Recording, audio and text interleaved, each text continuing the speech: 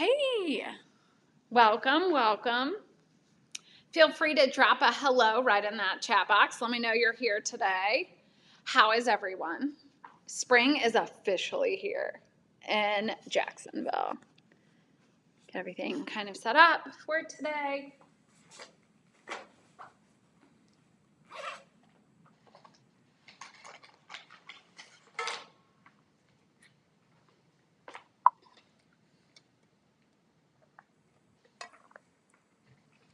Welcome, welcome. Let a few more people pop in. Hi, Christopher. Hi, D to the first D.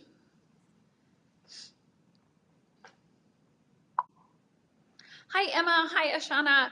I hope you guys are having a great day. It's, daylight savings is terrible in the morning, but it's really nice in the afternoon. I'm pretty excited to get done with this and go walk my dog, and it's going to be sunny. And so I'm super excited. Has anyone done anything super fun since it's been kind of nice the last several days? I went hiking on the UNF trails over the weekend. It was phenomenal. I did see a little snake, and that was less cool, but it's all right. Anyone have any questions before we get started? Your exam 3 scores are posted on Canvas in case you haven't seen them, but you probably have. I'm doing pretty good. I will admit I'm counting down until the semester's over, same as y'all. So you guys, it's going to be a great rest of the semester. We are going to start doing less math. I know we are all a little mathed out, but we are going to start thinking about how atoms come together in a 3D structure. So it should be a little bit more straightforward for some of us who are like, I could really not convert grams to moles. So I'm not seeing many questions in the chat box, so I think we will get started. Today we are going to start, Wesley got a parking ticket for $116? I've got a lot of questions about where you parked, but it feels like not the right place for you to put that in the chat box, but I'm really sorry. That's kind of excessive. I have, in fact, gotten parking tickets. Not that many, but yeah, parking tickets, those are the worst. Christopher asks, there is no spring break this year. That is correct. Spring break at UNF was canceled, I think back in September. Spring is definitely here. I myself wish that we were on spring break, but there is no spring break this semester. In 5 weeks, this semester will be over. So it's, not a catch-22, but we're almost done. We are definitely going to make it.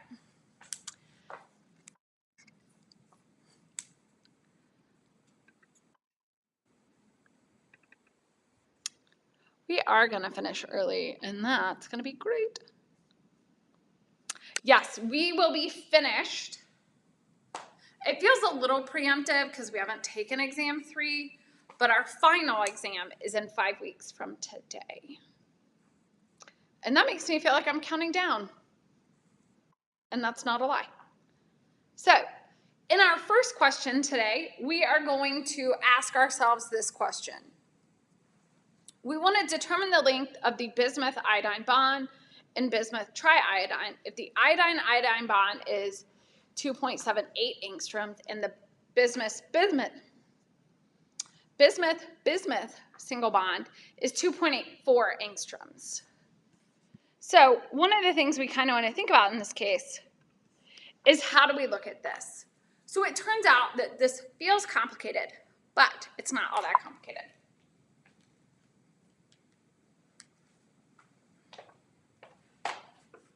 So in this case, if we know that the bismuth bond is 2.84, and we we also know that the iodine bond is 2.78. When we think about the bismuth iodine bond, we know that it's going to be half bismuth and half iodine. So in this case, it's going to be equal to 1/2 2.84 plus 1/2 2.78. Whoops. And this gives us 2.81 angstroms, and angstroms are the A's wearing a hat. And 1 angstrom equals 1 times 10 to the negative 10 meters. And I've heard a few questions.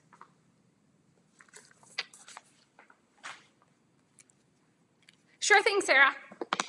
Sarah has asked, could I post the questions in the chat? And sure thing.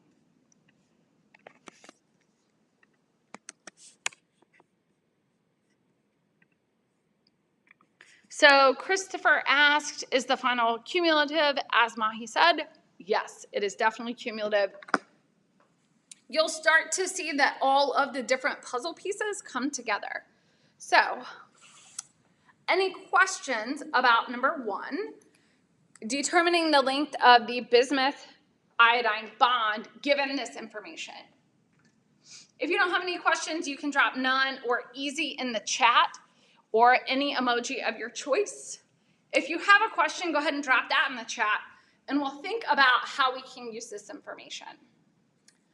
While you're doing that, some of the thoughts you might be having are, how will I know this bond?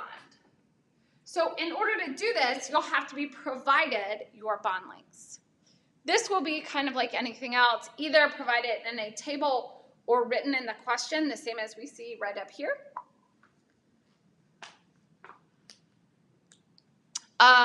You'll also be able to find it in the slides on Canvas, not the videos. There are tables that give you bond lengths.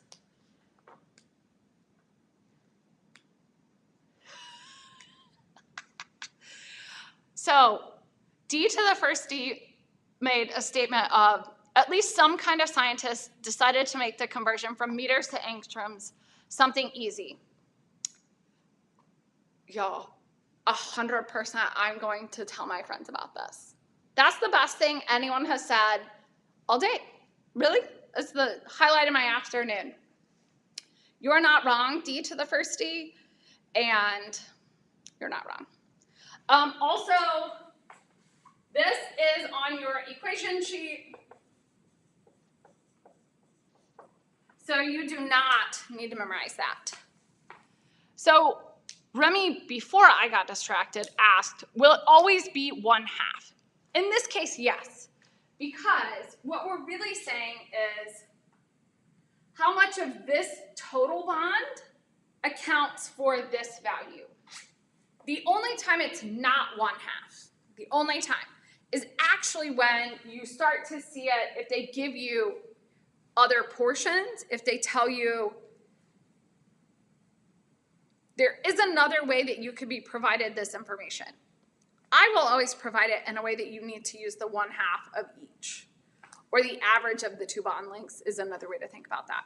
But overwhelmingly, that is how you would find that out. Other questions before we move on to number 2?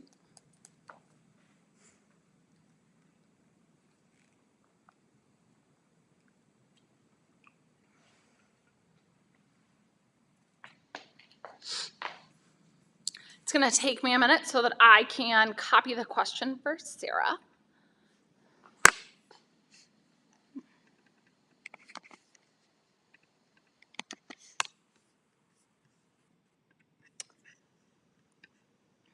So, and now I will erase the board.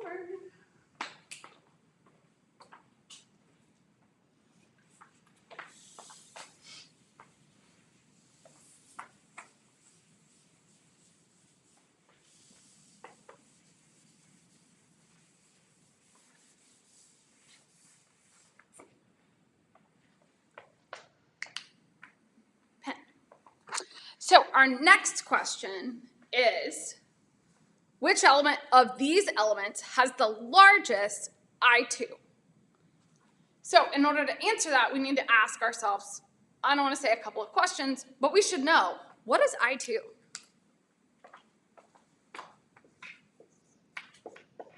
I2 is the energy required to break, to remove the second electron. So if we were to think about this, we're going from X plus to X2 plus E minus. So this is the energy that we're talking about. I2 is not X goes to X2 plus 2E minus, where we ripped off 2 electrons at the same time. It's always 1 electron at a time, which is a good prelude to some of our later questions today. But in this case, it asks, which element, sodium, magnesium, aluminum, silicon, phosphorus, or argon, so all of those elements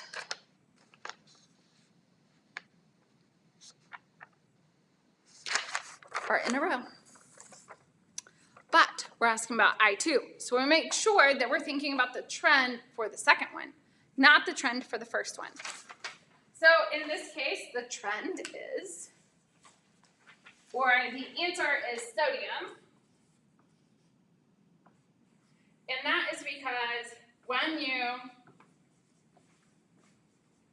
remove the second electron, you break the core.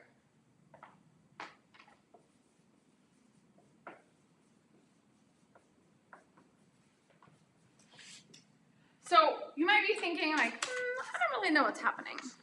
What is she talking about? Let me make you guys a little closer so you can definitely see. So in this case, if we think about this X plus 2X, for sodium, we're going to go from, so the I1 would be Na goes to Na plus 1E minus.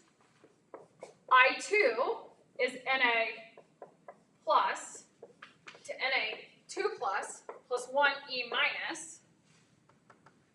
Na plus is the noble gas configuration. And so once we try to break something out of that next level, it's much more energetically expensive. What questions do you have about this question?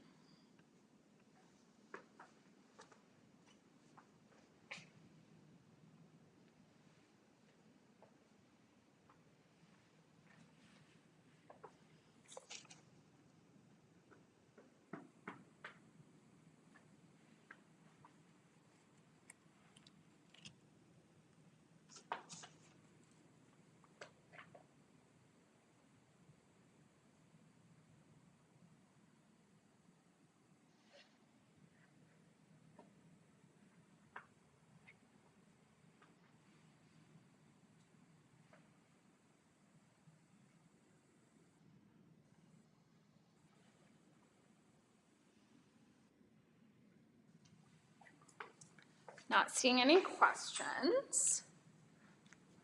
As always, if you, so D to the first D, we are just going to apply the principles. So Miri says, I don't really understand. And that's a good comment to have. So in this case, with periodic trends, you can really be asked only a couple of things. Rank the following, or pick one of the following based on the trend. So I2 is ionization energy. So the ionization energy is the ability to remove electrons. I2 is the energy required to remove the second. So the trend changes based on whether you're removing the first one or the second one. So ionization energy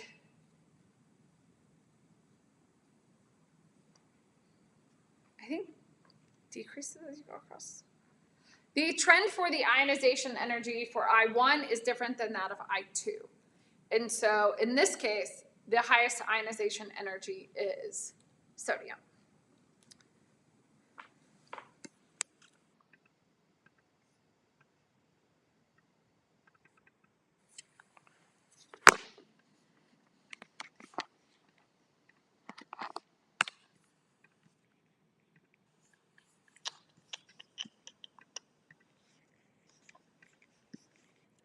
Pulling some things up, getting the questions in a way that I can actually send them to you guys, perhaps a little bit easier,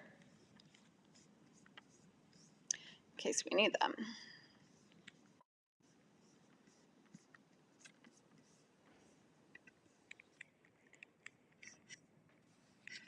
So Muri is correct that ionization energy increases as you go across. So if it asked about I1, then argon would have had the highest. But in that case, it asked about I2, so you have to think about that trend, which is different than I1.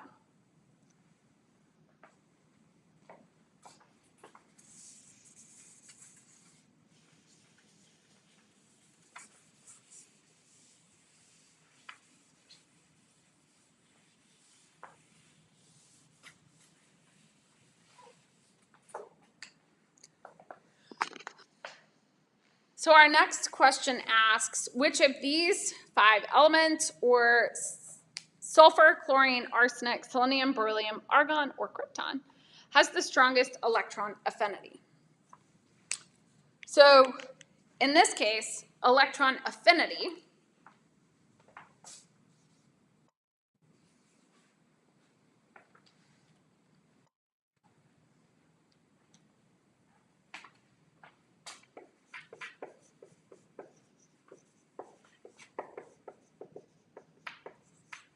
is any element plus an electron to make X minus. So ionization energy is the ability to remove an electron. Electron affinity, and those are not super dark, is the ability to add an electron to any given element. And so in this case, the answer of these is going to be chloride or chlorine. So chlorine has the highest or the strongest electron affinity.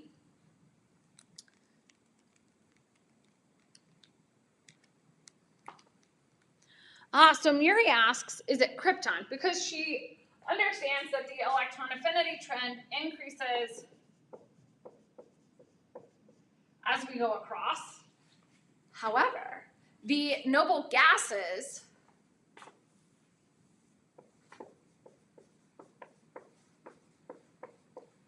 will not accept, so most of the time electron affinity is provided as a negative value.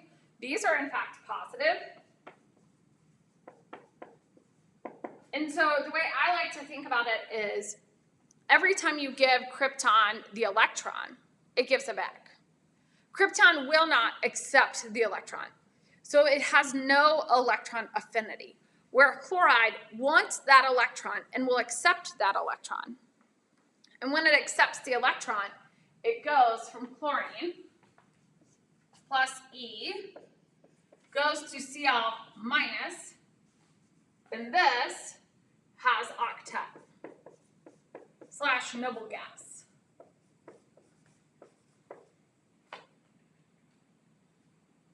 I think this is. What questions do we have about electron affinity? If you have none, you can go ahead and drop that right in the box. If you have lots, go ahead and let us know.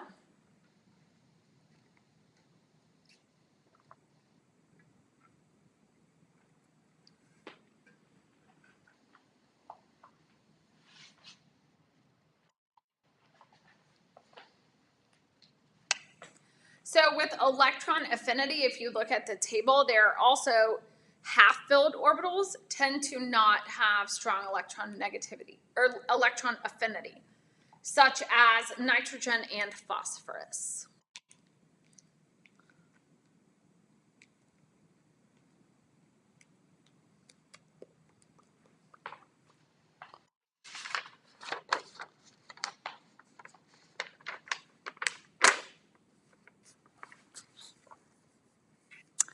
guys are asking good questions.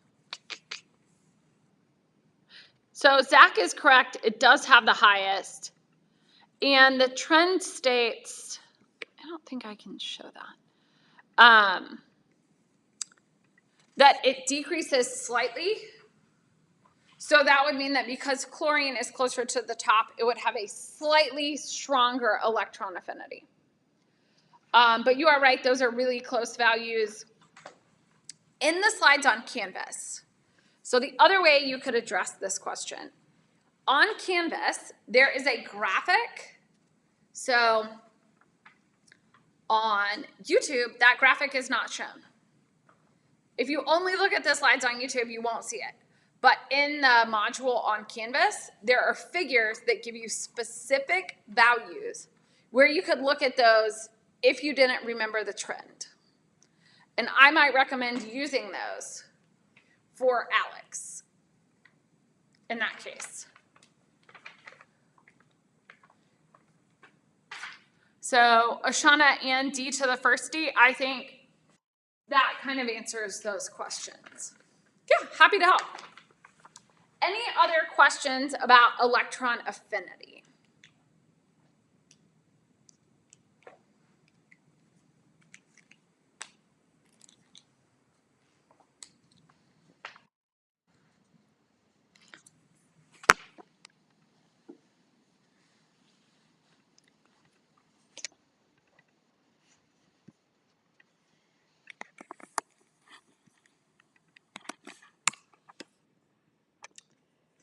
Save. And then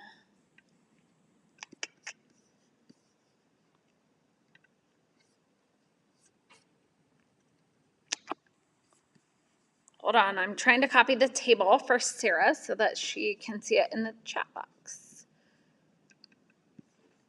She's going to take me a second.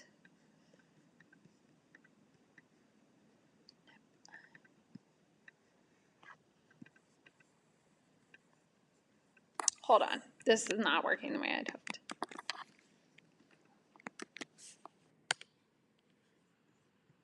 Huh. Okay, that like didn't work at all.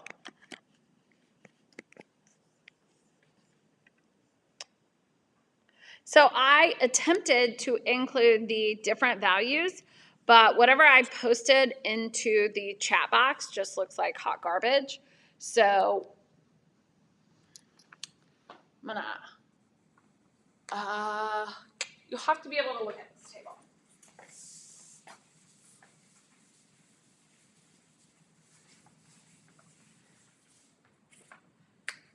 So this question is different.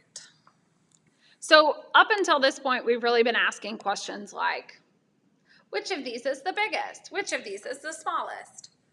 We can also, the way we'll also see it is like rank the following. All of that works really well. Thanks, Mahi. So in this problem, it's going to be different.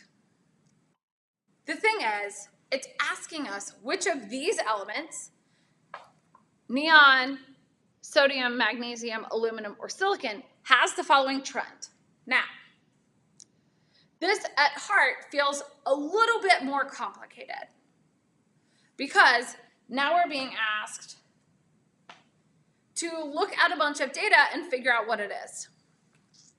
Here's the thing. This is just a different way to think about ionization energies. And so now we're going to take the information as we think about the electron configuration, so what we learned in chapter 6, and the ionization energy, because it turns out that when we, do a little Vanna White here. When we look at this, we are looking for the big jumps. A big jump is when we go from an ionization energy to the next, to the next, to the next. We're looking at the difference between these two values. Because when we find the biggest jumps, which is going to be right here, between I2 and I4, because it says I4, but that's I3. So in between these two, we're looking for the one that is the biggest. Now, The biggest gap, make sure you can see me, yep. The largest gap corresponds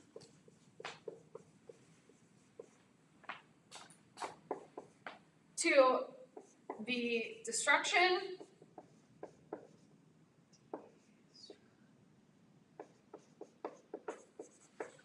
of the noble gas core, otherwise known as breaking octet. So if you think back to chapter 6, we talked about octet. Kind of. Octet, we are going to talk about in the next chapter. I'm getting a little confused about when things occur. But basically, the noble gas core has 8 valence electrons. When we break octet, it's very expensive. You can think about this as to when you have to open a new pack of something. If you have 3 pens running around, you can use any of those pens. But when you have to open that new bag of pens, it creates more energy. So we're going to look at these and start to look at the difference between I1 and I2, I2 and I3, I3 and I4. So what we're going to notice is that the large gap is, we'll say X2 minus goes to X3 plus E minus. So that tells us that this is the noble gas.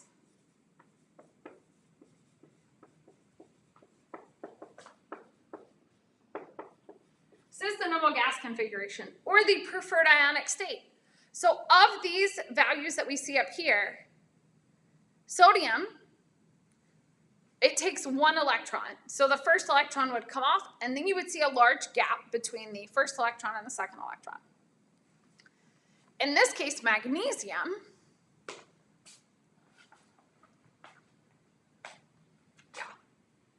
so for magnesium, we have magnesium to magnesium plus, that's I1. I2 is Mg plus goes to Mg2 plus. Yeah, we can still see. I3 is Mg2 plus goes to Mg3 plus. I4 is Mg4 plus, nope, 3 plus goes to Mg4 plus. We know that this is the destruction of the noble gas core. Nope, the other way. Sorry. Okay, good enough. So the answer to this question is covered up by this thing. Sorry. The answer to this is magnesium, because when we look at this table, the gap that we can see right here between I2 and I3 is bigger. Now, it gets bigger every time, but it goes from roughly, 700 to like 5,500 to 3,000 to 3,000. So we're looking at the difference between those two values. And so when we look at this is how we can determine that it's magnesium. This is also the justification for why it's magnesium, because the question asks for a justification. It is magnesium because the I2 to I3, or that I3 is the destruction of the noble gas core. So what questions do we have about question 4? And if you've got none, you can go ahead and write that in the chat box.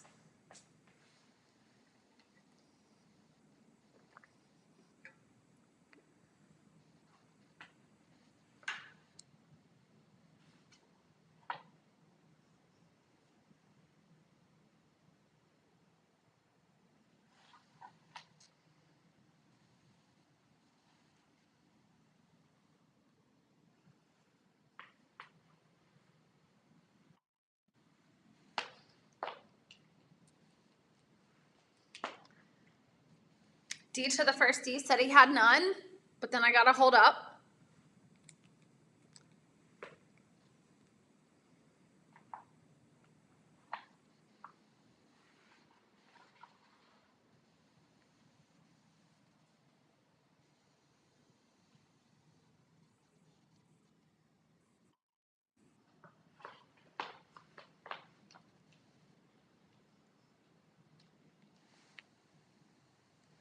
So the question is, if we do this for ions, will an ion at 3 plus be counted as I3 on the chart? So in this case, I like to think about the I2 or the I3 is whatever the charge is on the other side of the arrow. So I1 is a 1 plus, 2 plus, 3 plus. So I think the answer to your question is yes. So on Alex, this question is formatted slightly differently. Instead of giving you a graphic, it's going to give you a, make sure I'm still on the screen, a bar graph where it looks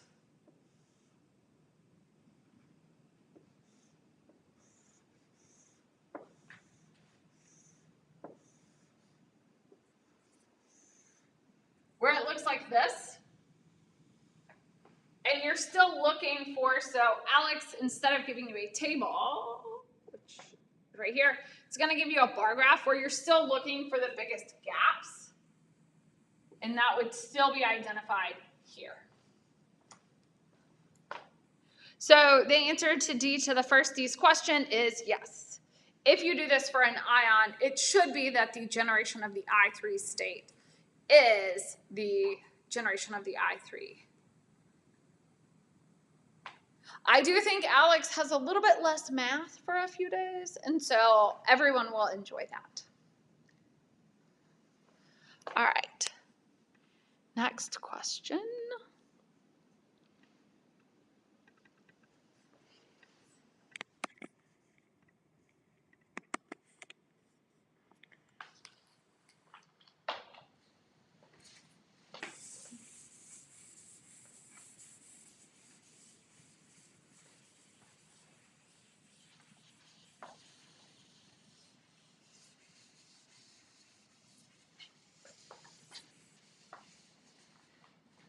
So our next question, question 5, asks us to write the equation, the chemical equation, for the 4th ionization of lead. So in this case, it's somewhat similar to the equation that we've shown for some of the others. It's asking for I4.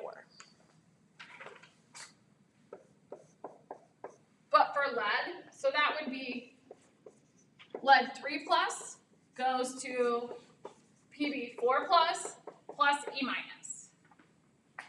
So the chemical equation in this case is just to write the generation of, or the equation for when the 4th electron is removed. What questions do we have about this that I will move myself out of the way so you can see the answer? Do we have any questions, or what questions do we have about question 5?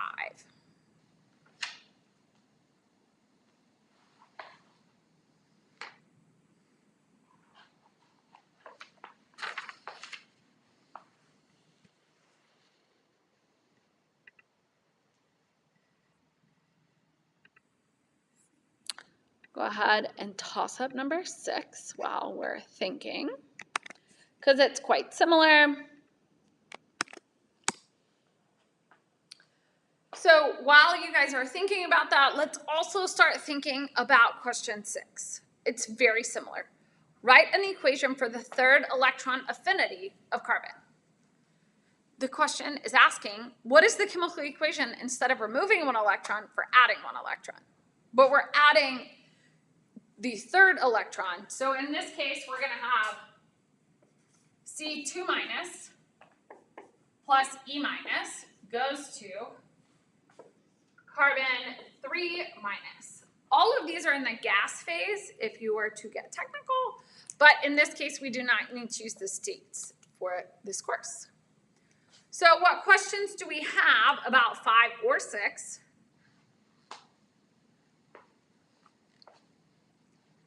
And if you have none, you can go ahead and drop the word none or an emoji or anything in the chat box today.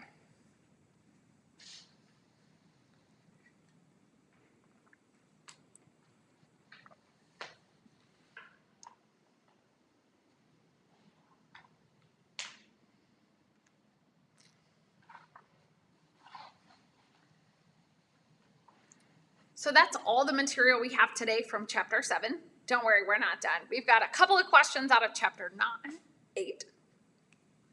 So with the periodic trends,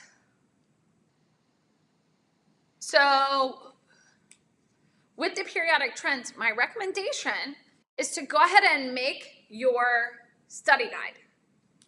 I would write out all the trends, how you analyze and write the questions, any exceptions to the trends. I would go ahead and set that up because we have a mini exam, not next week, but the week after, and then exam 3. So go ahead and make your study guide now so that you're ready. So Miri asks, why 2 minus? So in this case, Mahi's going to answer that in the chat box. So we'll let that go. Any other questions, or we'll start talking about Lewis dot structures.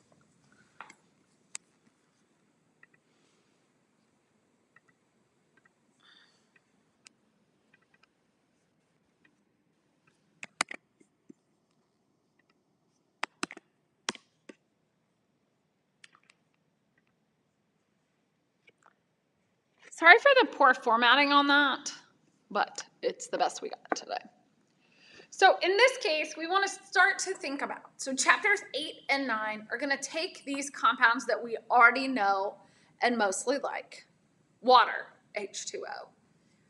Ethanol, which we know is C3CH2OH. So in this case, we're going to start to draw the Lewis dot structures. In the videos, we start with like, where are the electrons? What we're really going to build up to, so this week we're kind of thinking about how do they fit together. Next week, we're going to start drawing them both in 2D and in 3D. With the idea that on the exam, I could give you a compound, and you would draw the Lewis dot structure, draw the Vesper structure, and know the bond angles.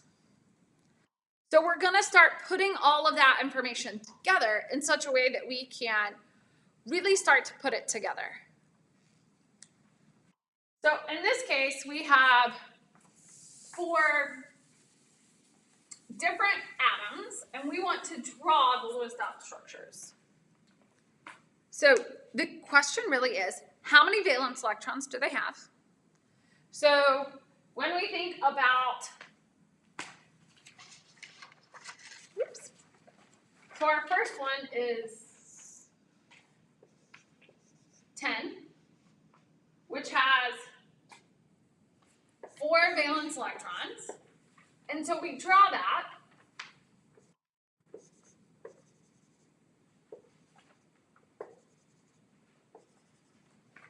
As 4 dots on either sides.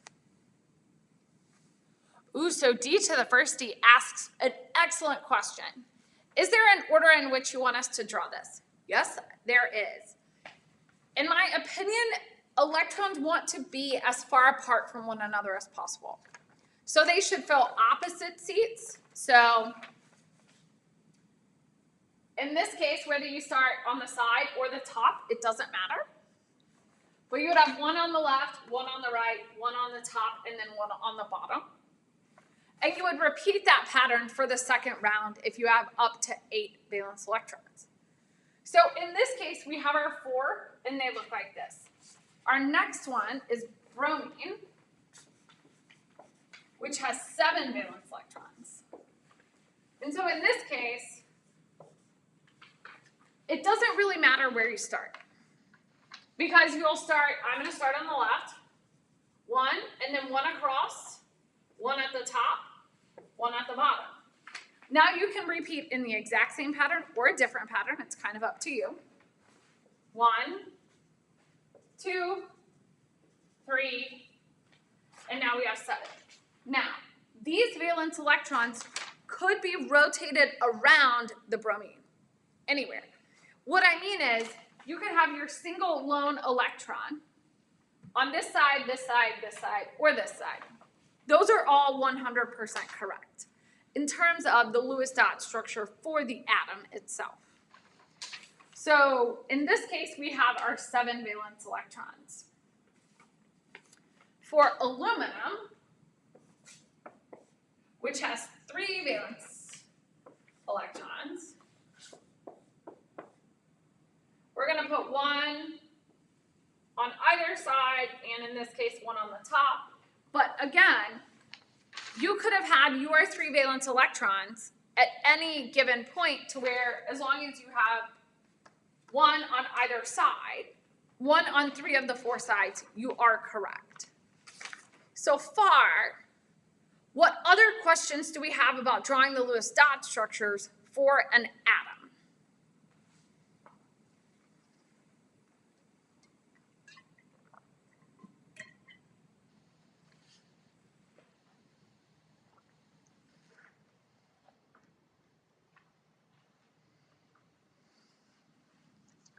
So our last one we're going to look at in this case is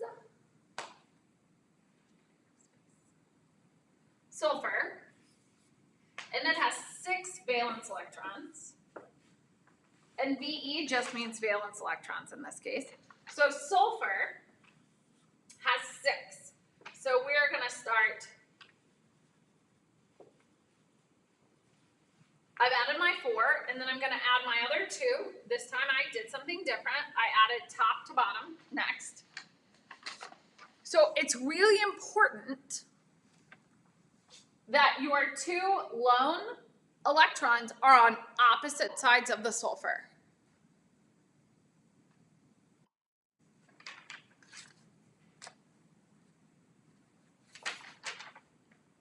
So Jane asks, for sulfur, will it be 2?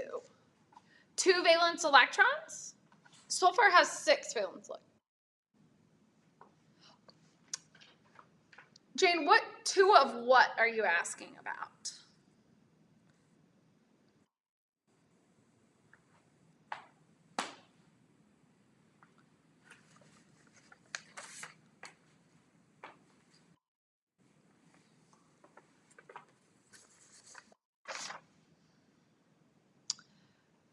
I think Mahi might have it right. Jane might be thinking about the charge. So in this case, in the video I talk about, you can determine the number of valence electrons by counting across just the S and the P block elements. Are no rules, kids, in the transition metals? Don't. So Jane asks, is it about the structure? Yes. So it would help if that was like not covered up. We're just drawing the Lewis dot structure for any atom. Next week, we're going to start to take our atoms and build them into molecules. So we're just asking, how many valence electrons does it have so that we know what the Lewis dot structure should look like? Good question. Other questions about this one?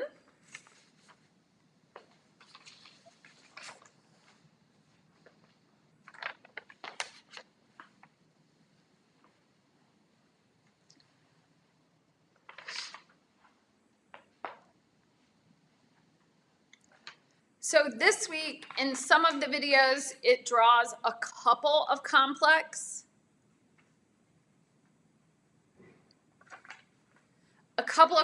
ions where we put together like water or carbon and hydrogen. So we are going to not look at a lot of those this week. But next week, we are going to start to draw a lot more structures. So the next 2 questions, we're going to start to think about electronegativity, which is the last of the periodic trends, and polarity, which is how we use the electronegativity. So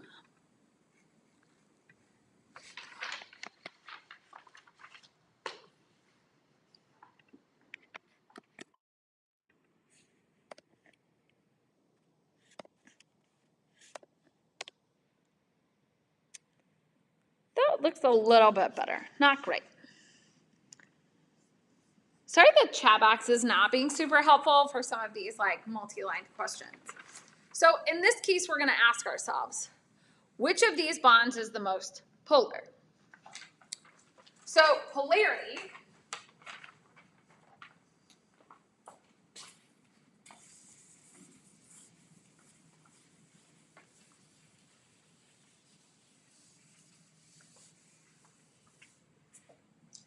is going to use the electronegativity trend. And we can determine the polarity of a bond is based on chi1 minus chi2, where this is the electronegativity.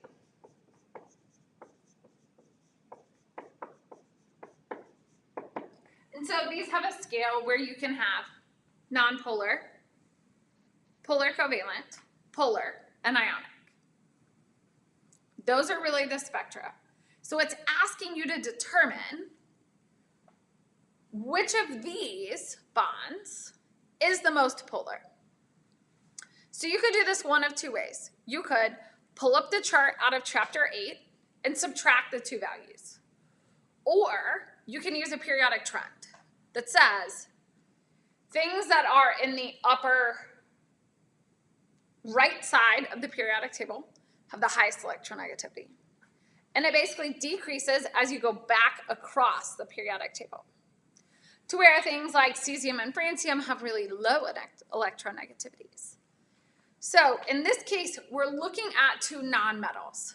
We're asking ourselves, which of these are further apart?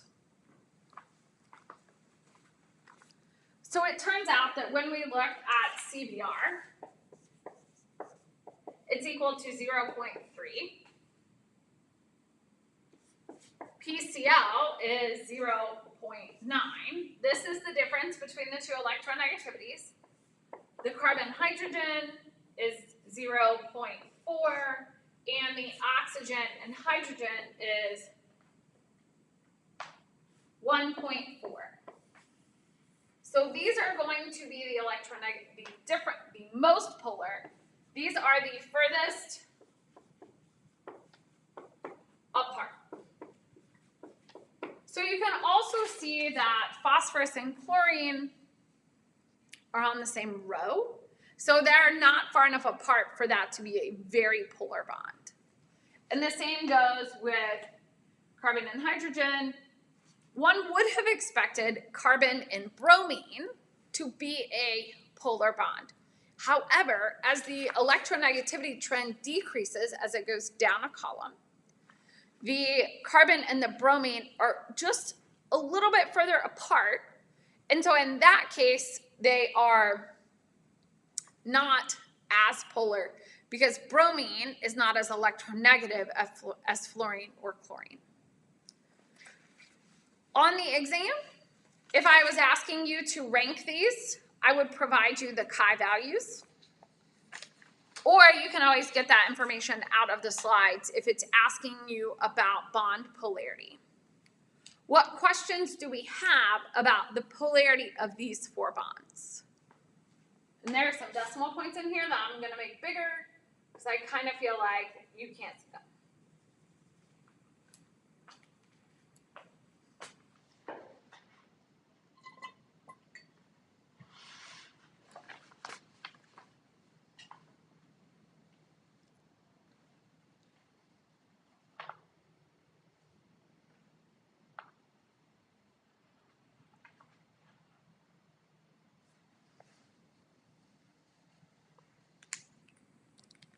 Any questions about that one? Was it easy? Thoughts? While you're percolating on your questions, I will give you our last question.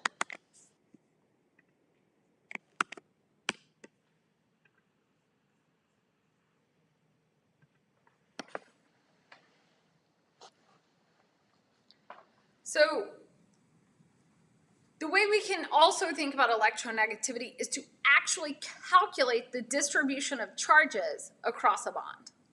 So I do know that I said we're really done with math. There are, in chapter 8, 2 different calculations that you can do. This is one of them. The other one we will learn next week.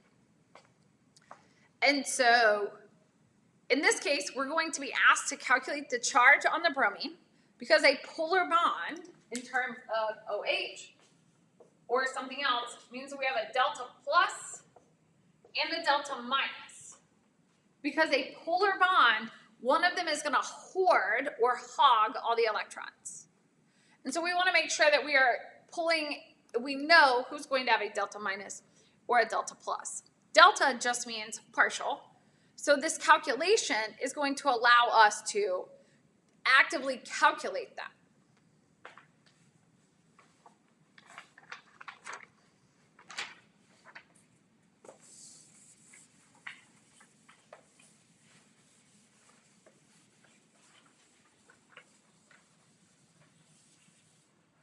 So in this case, it gives us the dipole moment. So we can either, 1, calculate the dipole moment.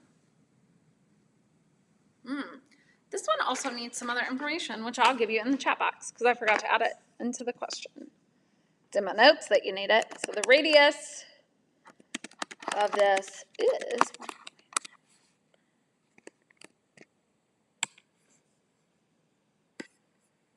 coming in hot for the question. So the N PR bond is 1. So what I did is I added in the radius because we are in fact going to need that. So we could ask ourselves, what is the dipole moment? But in this case, it's asking us for what is the partial charge. So the equations we want to think about are that mu equals Q times R, where mu is the dipole moment.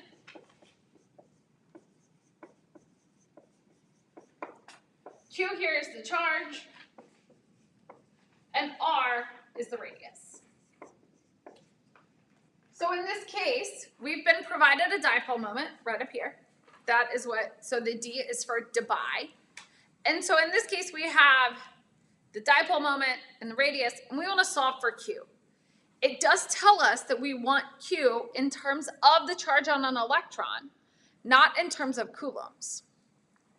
So we are going to rewrite that equation to be Q equals mu divided by R.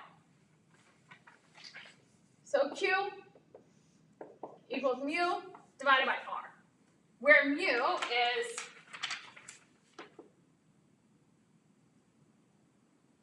0.782 divided by 1.91 angstroms. So this is a little blurry. Let's see if that helps. A little bit.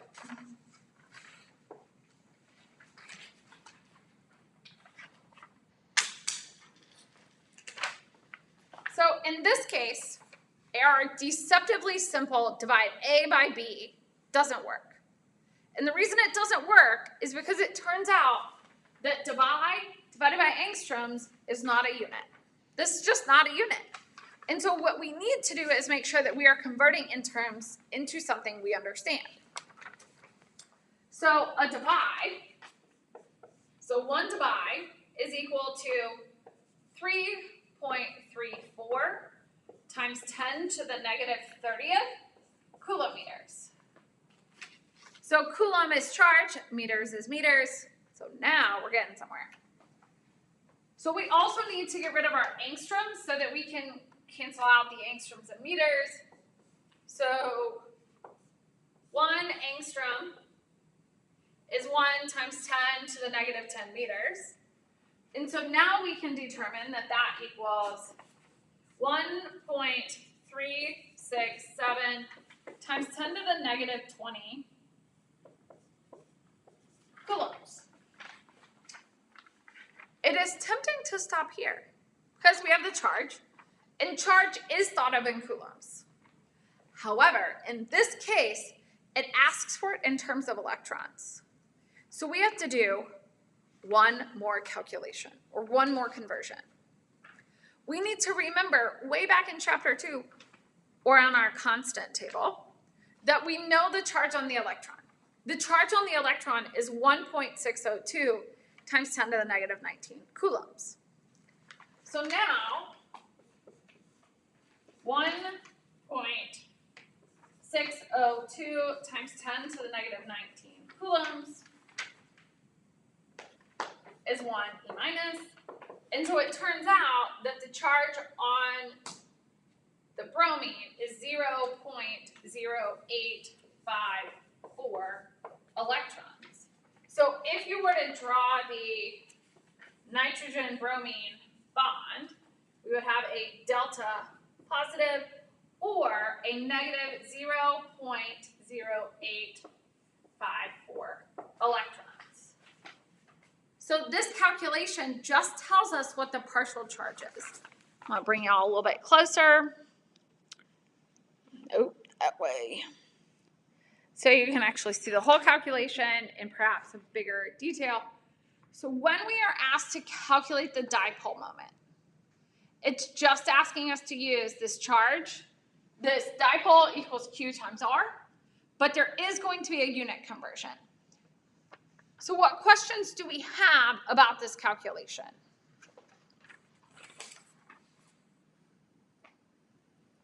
If you have none, you can go ahead and drop that right in the comment box and let me know. If you don't have any questions about this, do you have any questions about any of the other periodic trends that we talked about today? Or periodic trends in general? If you have no questions about either of those things, you can let me know that you're heading out because that is our last question of the day.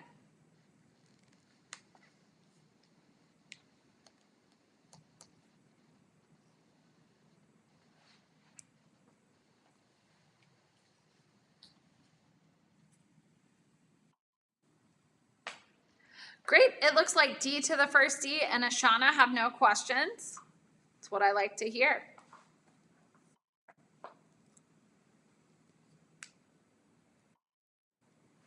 So Muri asks, the point O, the charge could also be written on the nitrogen? Yes.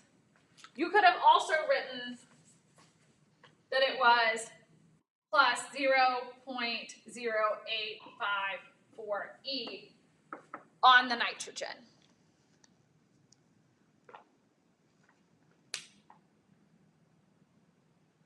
Whoa, make sure. So Emma asks, would the answer be written as a value or this way? I would have likely expected it this way, just a numerical value. Particularly if it was like Canvas, because we all know Canvas can't do anything other than like a number in that case. I second the comment that Lewis dot structures will be here to stay. We're going to pretty much hang out with them for the remainder of our time prior to exam 3. So I also recommend getting practice in, really thinking about how many valence electrons anything has. If you have no other questions, I'll hang out here for another couple of seconds. Otherwise, I will see you guys next week. Feel free to come to office hours or send me an email.